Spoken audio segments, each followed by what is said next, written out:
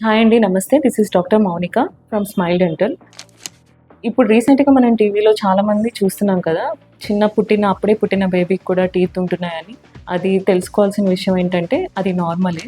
కొంతమంది దాన్ని natal teeth and neonatal teeth అని కూడా అంటారు. నేటల్ టీత్ అంటే అప్పుడే బేబీ పుడతంతోనే టీత్‌తో పుడతాడనమాట. యూజువల్లీ ఇదేంటంటే early eruption of milk tooth అండి.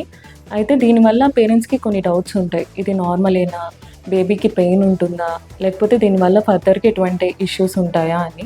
అయితే ఈ టీత్‌ని రిమూవ్ చేయాలా వద్దా అని కూడా ఆలోచిస్తా ఉంటారు పేరెంట్స్.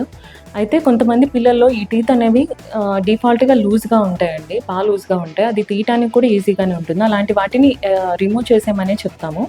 కానీ కొంతమంది టీత్ అనేవి స్ట్రాంగ్‌గా అలానే ఉంటాయి. దానివల్ల బ్రెస్ట్ ఫీడింగ్ ఇష్యూస్ కూడా వస్తాయి. మదర్‌కి కొంచెం డిస్కంఫర్ట్ అనిపిస్తుంది. అయితే ఏ డెసిషన్ అయినా డెంటిస్ట్‌ని ఒకసారి అప్రోచ్ అయ్యాక డెసిషన్ తీసుకోండి.